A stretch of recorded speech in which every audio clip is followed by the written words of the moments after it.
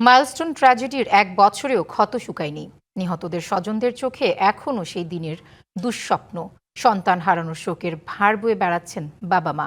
বিভীষিকা তাড়া করে ফেরে বেঁচে যাওয়া শিক্ষার্থীদের।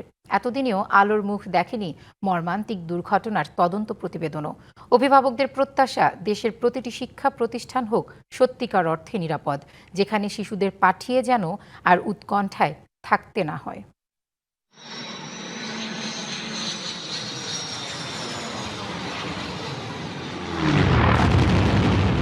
২০২৫ সালের ২১শে জুলাই উত্তরার দিয়াবাড়িতে মাইলস্টোন স্কুল অ্যান্ড কলেজের ওপর বিমান বাহিনীর একটি প্রশিক্ষণ বিমান বিধ্বস্ত হয়। এতে প্রাণ যায় ৩৬ জনের, যার মধ্যে ২৮ জনই শিক্ষার্থী। যতদিন বাইসা থাকুন ততদিন এই অবস্থায় থাকুন, যেদিকে তাকাই সেদিকে ওর এই জিনিস ওই জিনিস কত জিনিস।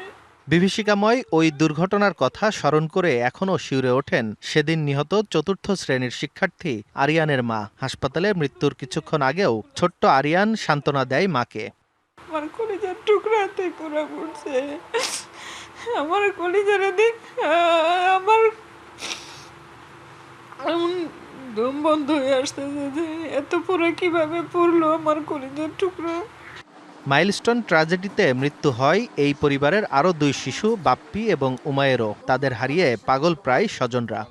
আরিয়ানে বিমানের পড়ার শব্দ শুনে বাড়ি আইছে। বাড়ি আওয়ার পরে বিমানের নীল আগুন তারা 10 মিনিট জ্বালাইছে।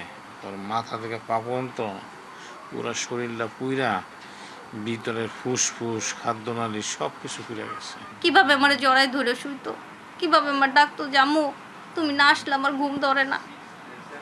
আমি না শুইছি যতক্ষণ আমার বাচ্চা শয় নেই, সেই বাচ্চা এখন একা ঘরে শুয়ে রইছে। ওই দুর্ঘটনায় প্রাণ হারানো ৭ম শ্রেণীর শিক্ষার্থী জারিফ ফারহানের পড়ার টেবিলটি এখনও আগের মতোই সাজানো। প্রতিদিন সেই টেবিলের সামনে দাঁড়িয়ে সন্তানের স্মৃতিতে ডুবে যান বাবা মা। নিস্তব্ধ সেই ঘর আজও যেন তাদের কাছে জারিফের উপস্থিতিরই নীরব সাক্ষী। ২১ তারিখ রাতের বেলা শুধু একবার আমাকে বলছিল যে আব্বু আমার ক্ষুধা লাগছে। আমি কি খেতে মন চাচ্ছে, বললো যে পরোটা খাবো। ডাক্তারকে জিজ্ঞাসা করলাম, ডাক্তার এলাও করলো না, শুধু স্যুপ। ওইটাই শেষ কথা। নগদ নিয়ে এলো হার না মানা হার অফার। সর্বনিম্ন ১০,০০০ টাকা রেমিটেন্স নগদে পাঠালে থাকছে স্বর্ণের হার জেতার সুযোগ। একটি প্রশিক্ষণ বিমান বিধ্বস্তের কয়েক মিনিটই এলোমেলো করে অনেকের জীবন। কেউ হারিয়েছেন সন্তান, কেউ ভাই বোন, আবার কেউ সহপাঠী। স্বজন হারানোর শোক আর দগ্ধ শরীরের যন্ত্রণা নিয়ে এখনও স্মৃতি বয়ে বেড়াচ্ছেন অনেকেই। ১ বছর পার হলেও ট্রমা কাটেনি শিক্ষার্থীদের। গিয়ে দেখি যে আমার ছেলেটা যে বিল্ডিংয়ে পড়তো, আমার ছেলেটা যেইখানে দাঁড়াইতো ঠিক ওইখানটাতে প্লেন ক্রাশ হয়েছে। বিমানটা ঢোকার সময় ওকে আগে আঘাত করছে, প্রথম হিটটা ওর মাথাতে লেগেছিল। আমরা বলবো যে এখান থেকে প্লেন না নেওয়াই ভালো। তখন একটা ভয় লাগে যে বিমানটা যদি আবার পড়ে তাহলে আজ কি হবে। শিশুসহ এত প্রাণহানির ঘটনার পর কয়েকটি তদন্ত কমিটি করা হয়েছিল, তবে প্রতিবেদন জমা পড়লেও তা প্রকাশ করেনি অন্তর্বর্তী সরকার। ওরা তো মাইরেই ফেলেছে, মানে হত্যা করলো আমাদের বাচ্চাদেরকে। এই ব্যাপারে ইন্টারিম গভর্নমেন্ট তো সঠিক তদন্ত করে কোনো বিচার করলেই না, আর আমাদের সাথে কোনো আশ্বাস তো দিল না, আর কথাবার্তা কিছুই বললো না ওরা। সূর্য নামে যে ছেলেটা ওখানে ছিল, ও একমাত্র এই জিনিসটা জানতো যে আমি এই ধরনের কোনো ঘটনা ঘটলে আমি এই গরম নিঃশ্বাসটা নেওয়া উচিত না।